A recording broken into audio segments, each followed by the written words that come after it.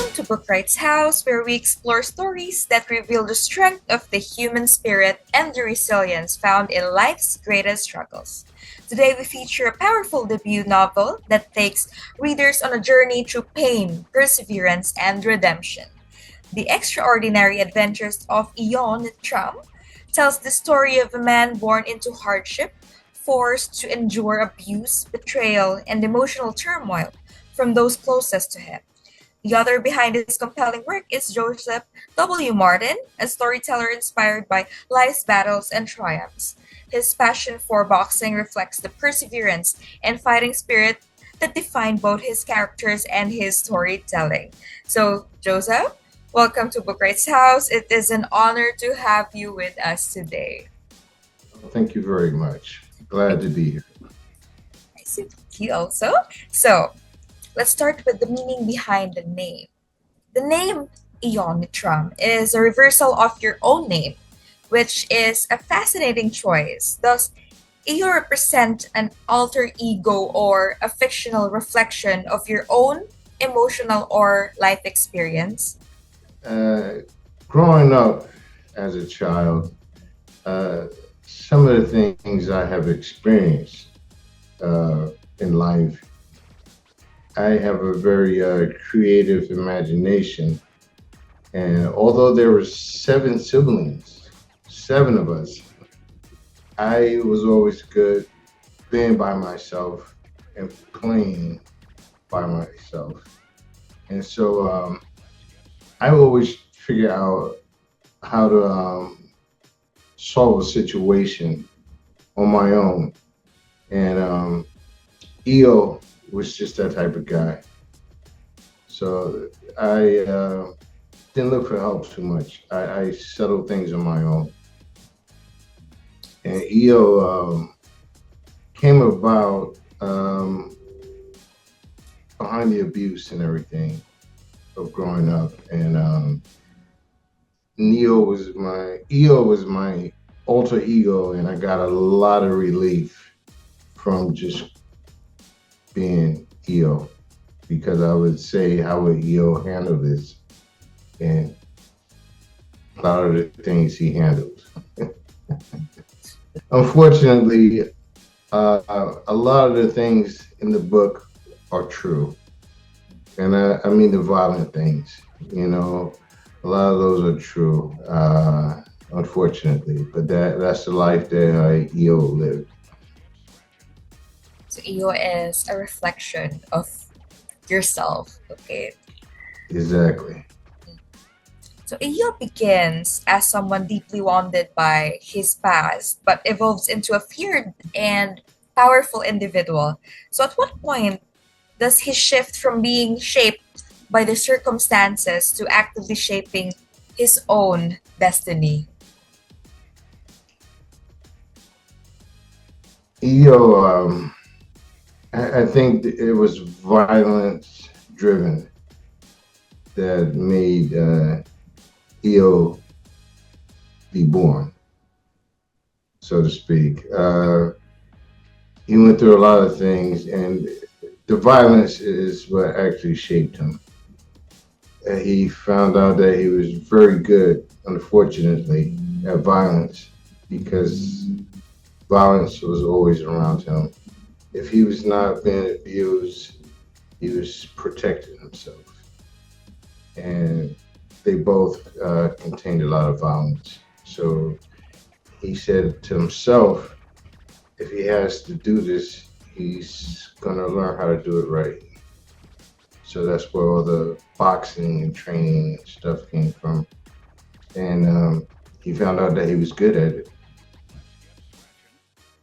So, yeah, as you stated earlier, Eoj is described as having like a lust for battle. So, do you see this as something inherent in him or a survival instinct born from his early trauma? It was more of a survival mode. Uh, like I was explaining, it was seven siblings, and we kind of missed out on childhood. We didn't really have a childhood. We had a survival mode, And unfortunately, it was survival of the fittest. I mean, he suffered abuse from those who were meant to protect him. So, how does he eventually learn to recognize genuine love, especially through his relationship with Michelle? Okay, can you expound more with this and can you introduce a bit on who Michelle is? Sure. Um, like it says in the book, he met Michelle one day on the highway, and she had broken down, and it was the birth of a relationship. She was beautiful. Let's just put it that way. And he couldn't believe that no one was helping her, and the opportunity was open for him to help her. So he did, and I guess he was sort of in disbelief that she would even, talk to him. He was sort of a shy guy, but he knew that if she left and he didn't get her contact information, it would never happen. So he manned up, so to speak, and got her information. And they grew because of her lifestyle. Her parents was a devout Christian, and she shared that with him when she seen some of his violent behavior, uh, especially towards his father. And she helped change his life. And his comfort zone, unfortunately, was in the ring. He really enjoyed it immensely. And she helped him turn all that around, and her family also. Do you believe Eo's suffering was necessary for his growth and eventual mastery, or could his strength have emerged without such hardship? No, it took the hardship for him to grow into the person he did, unfortunately. And I wrote this book um, with a formula that I like to use when I write or even tell a story. And they are facts, fiction, and fantasy. When I use that formula, the book comes out any way I want it. So that's my formula for writing. Okay, it's nice to hear. So let's talk about the role of friendship. So John Stone becomes an important figure in Eo's life. What role does he play in grounding Eo, and how does their friendship influence Eo's path? EO met John at the gym. Uh, John was, I don't, I'm trying to figure out how to say it best. John had an ego, and he thought he was a great fighter. And the fact of the matter, he wasn't. Okay. John, I seen these type of guys in true life. I used to be a professional boxer. So John always thought he was good enough to face a professional boxer, and he just wasn't. Any trainer could have told you that, and Eo realized that, and he told John that the trainers might try to give him a professional when he wasn't ready for it. And unbeknown to him, that's exactly what they were trying to do. And this actually happens to be a true story of John trying to fight a professional. And let's just say he wasn't ready for a professional, and he got destroyed. Now, in the story, Eo met John when John used to always watch Eo perform, have his spar matches and everything like that. And EO would give John advice. And the biggest advice he gave John was not to fight. Professional, he wasn't ready. And unfortunately, he did. And when EO found out that he was in the hospital recovering, EO vowed to avenge John, and they would celebrate afterwards. And that strengthened the relationship, and they eventually did. Now, John was not your ordinary guy. John was a multi-millionaire, billionaire in this story, and also in true life. I used to go to this famous gym in Brooklyn. The name escapes me, unfortunately, right now. Gleason's Gym in Brooklyn. And I met the guy one time only. He used to be chauffeur driven to the gym in a Rolls Royce. And so I picked that up for my story. Which is nice. It adds like, it adds a more It blends, it personal. clicks. Yeah, it did. Okay. And you were able to write from that. It happened so many years ago. So many Oh, years ago. Just for the record, uh, I'm recently retired from my work because I have injuries due mhm. to diabetes. But I'm self-controlled diabetic nowadays, and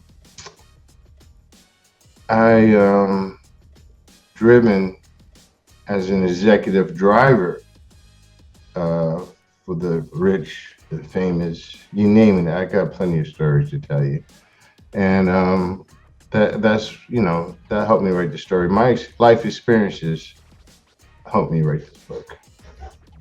Okay. Okay, going back to Michelle. So Michelle introduces Eo to love and faith.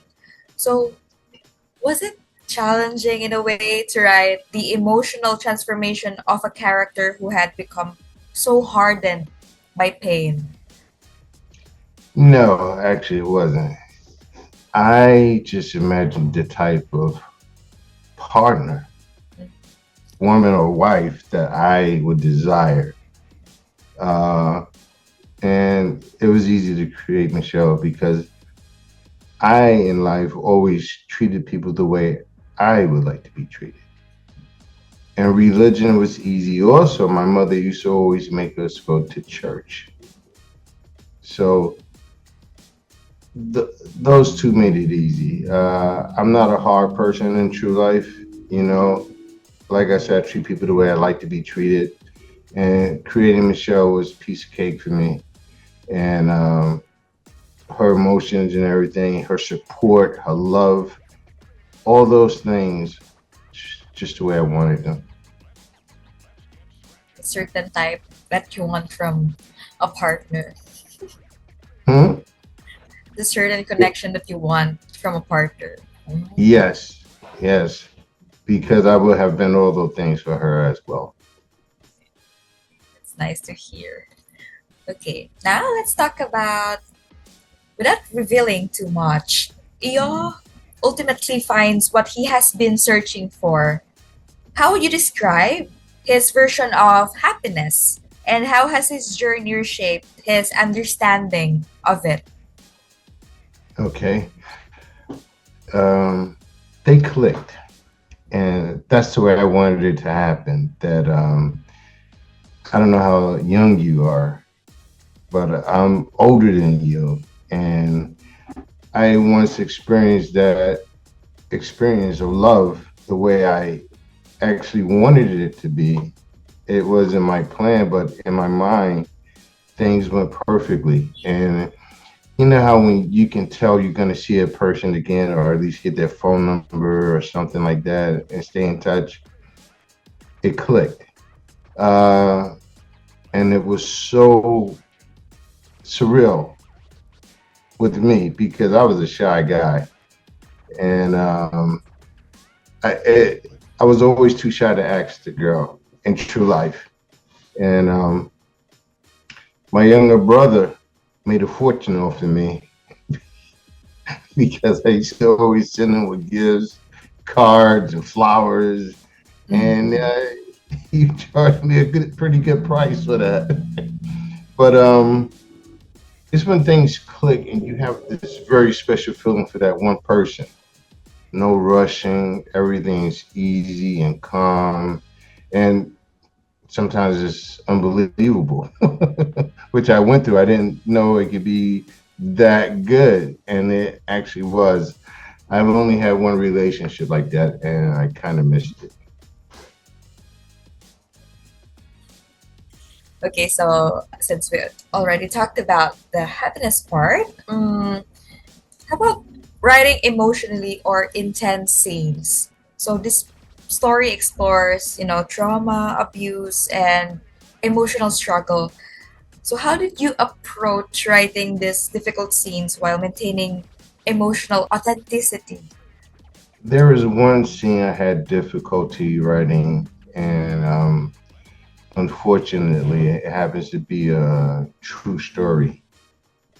And this happens to be about the bully in the classroom.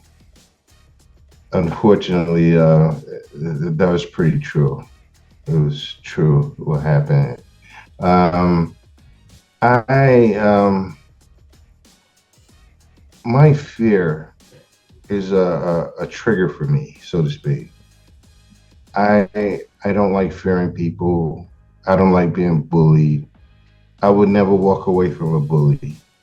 And reason being is that from the abuse suffered at home, it was no way in my mind that I was going to let somebody from school abuse me the same way I gotten abused at home.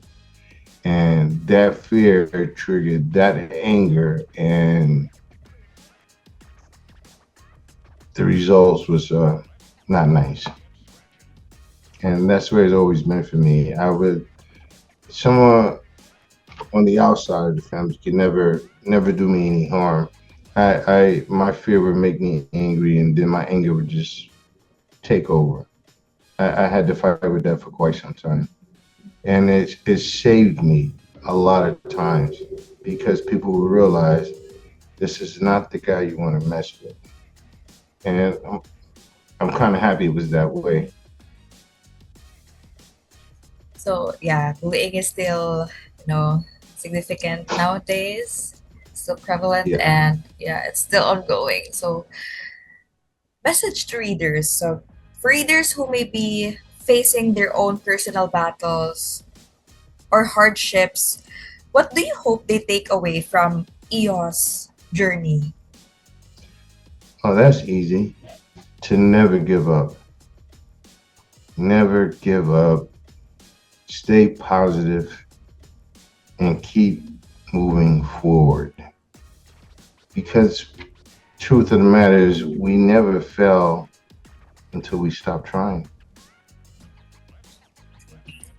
Whatever it is you're trying to accomplish in life, I'll be the first person to tell you it's not going to be easy. But if you keep fighting the good fight, you'll eventually be victorious. Yes, you just go with the flow for now, and And sometimes you have to make your own flow. indeed, yes, you have to make your own flow. Exactly.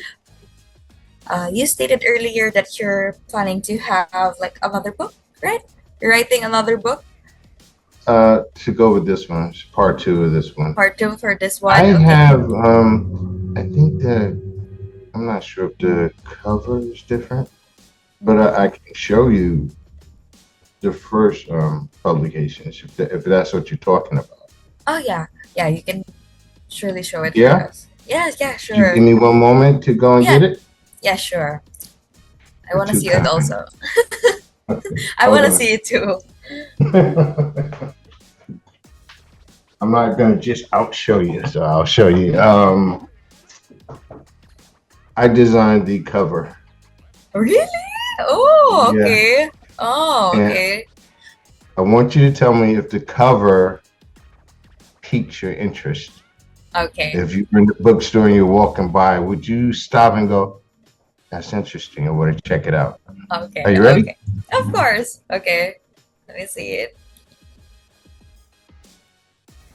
Ooh, I love the color. I love the color actually. Oh, that's so nice. Okay. I Okay. love yeah, I love it. I love Okay. that the color is eye-catching. The Yeah, yeah, the use of it- color red is a good idea. it's a bejeweled. This is like a champion's glove, not your regular glove. So everything about EO is different. It's it's what you would think would be plus 10. He's not your ordinary guy. And if you haven't read the book, have you? I haven't read it yet.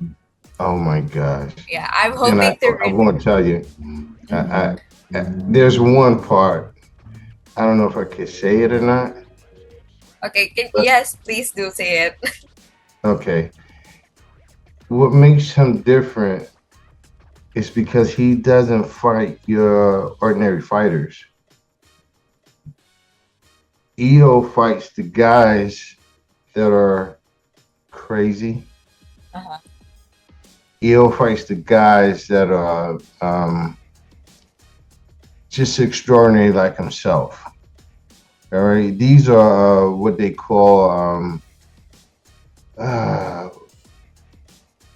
it's something they call people that are just not normal people, like the Rat Pack or something like that. But these are misfits. That's the word I'm looking for. Misfits. Uh, Misfits in life. uh-huh. They Okay. all have their special talents, and EO destroys them one by one. Truly the And champion. they're from all over the world, and they are sponsored by millionaires and billionaires. So the whole thing is like a game to them. They pay millions to watch their guy try to beat EO, and they simply can't. Gosh, okay. I kind of like the concept now. Mhm. Okay, I I get it. I get the gist already. Okay. Yes, continue. the one thing I wanted you to keep in mind when you're reading the book, and his, like a boxer, and if you on a higher tier, you usually have the belt, right? But these guys in this book, they get paid. And I mean, there's millions won and lost every time EO fights.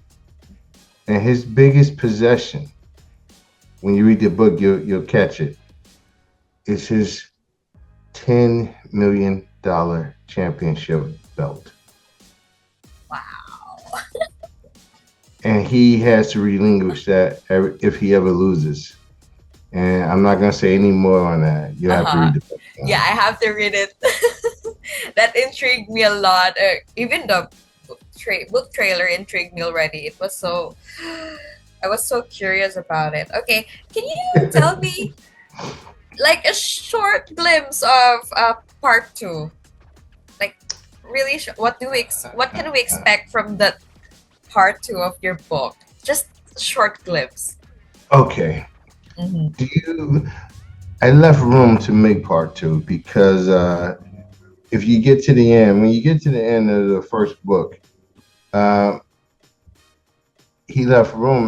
Michelle is pregnant. Oh, oh, Michelle is. She finds out she's pregnant at the end of the first book, and I left room there because I'm just starting to figure out, is it going to be a boy or girl? And I really have this concept where how you have a child, I would say boy or girl, who is always looking for that confidence from his mother or father. Just like the father would tell his son, good job, and the mother would compliment her daughter. Uh, I can't say 100%, it may be a point where EO has a son, and one day his son finds a disc with one of EO fights on there, and he is dumbfounded. and all of a sudden he wants to be just like dad. And we'll Following see. them. If I do it that way, we'll see where it goes. You know, Oh. he Mhm. cannot believe his dad was such an animal. Yes. It's like Jekyll and Hyde. You know, so that's one way Jekyll of and Hyde. looking Okay. at it. Okay, that's exciting. Okay, yeah, it's like following the footsteps of his his or her father Our mother, right? Yeah, but or we have to say mother. father in this case. And Mm-hmm. you never know. Eel may have to come out of retirement to save his son. It could be a story like that.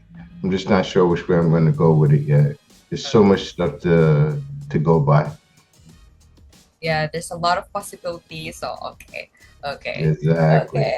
Let's okay, Exactly. okay. We'll be open for Okay, part two is exciting. Okay, I'm gonna read this when when I find a physical copy. So like okay, expect me to read the book. Okay, so Oh, I'm sure you will. It's a nice short story, and it's like your first book, so uh-huh. you get it only grows from there. Okay. Okay, indeed, I will. So before we end is with a closing spell, can you say a few lines for the audiences? You know, where can we buy the book or just a few words for them to like read your book or something? Sure, Mm-hmm. sure. Um,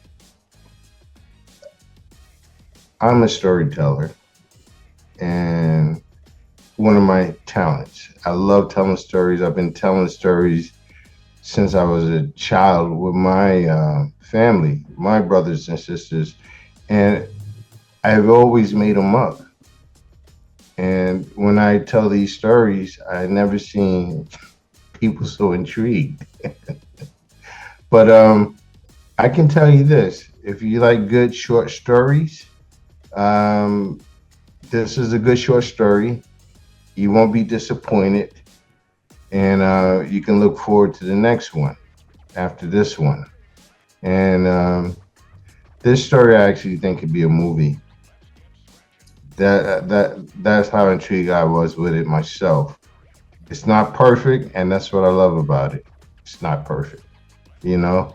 And I'm a perfectionist. Unfortunately, sometimes when I'm doing things, I like them to be done right. I don't like mistakes. But it got to that point a couple of times in the story, and I just like it not being perfect. If you are into sports, this book belongs in your hands, on your shelf, on your trip. Indeed, yes. I think this will be a really fun read when you like on a If ride. you want a fun and short read, yes. I think it's only 124 pages. Oh, really? Yeah, 200. Oh, yeah. That's a short yeah, story for book for a first readers. book. Yeah, Yeah. Uh-huh. yeah. Okay. Oh. EO won't take up too much of your time, but you can always look forward to the next one. So that's where this book puts you. You'll be looking forward to the next one because it'll definitely be longer. Okay. So, Joseph, thank you for sharing your story and the inspiration behind the extraordinary adventures of Eoj Nitram. So your work reminds us that even through darkness, struggle, and hardship, there remains the possibility of growth, redemption, and hope. And to everyone joining us today, thank you for being part of this meaningful conversation. We hope this discussion encourages you to reflect on the power of resilience, faith, and the strength found within every human journey. So until next time, keep reading, keep reflecting, and keep discovering the stories that shape us all. Thank you so much. Thank you very much for having me.